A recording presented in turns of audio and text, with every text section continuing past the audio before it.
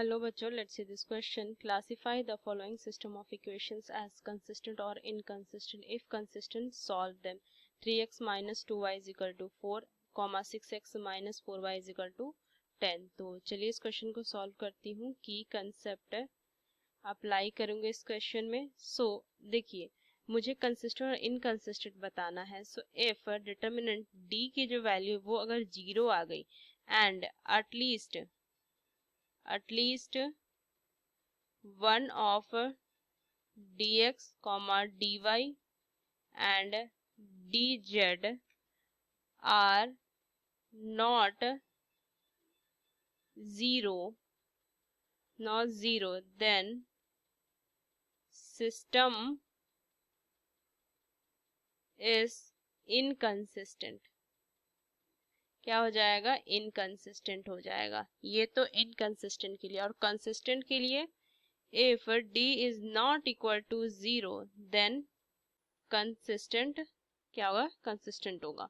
जिसमें मुझे सॉल्व करना पड़ेगा. तो x is equal to d x upon d, y is equal to d y upon d and z is equal to d z upon d. ये लिखेंगे.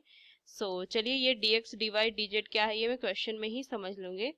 सबसे पहले अगर मैं देखूं डिटर्मिनेंट बनाऊं तो ये जो मुझे दिए हुए हैं ना इक्वेशन उनके एक्स वाई कोफिशिएंट से डिटर्मिनेंट फॉर्म होता है. 3 माइनस 2 6 एंड माइनस 4. तो इसको अगर मैं सॉल्व करूँ तो d is equal to minus 12 plus में 12 इज इक्वल टू 0. 0 आ गया तो मतलब कि कंसिस्टेंट तो नहीं होगा क्योंकि नॉट इक्वल टू 0 पे कंसिस्टेंट होता है. इसके लिए मुझे क्या करना है? ये सिस्टम इनकंसिस्टेंट है कि नहीं उसके लिए मुझे dx dy dz के लिए कोई एक वैल्यू देख लेते. अगर नॉट इक्वल टू 0 आया तो मैं कह सकती हूँ कि ये इनकंसिस्टेंट होगा. dx अगर मैं देखिए तो dx क्या होता है? इसका जो पहला कॉलम होगा ना, पहले कॉलम में ये जो इक्वल टू के बाद की जो 4 और ये क्या है 10 है उसको मैं रिप्लेस कर दूंगी. 4 एंड यहाँ पे 10 आ जाएगा. Second column as it is रहेगा.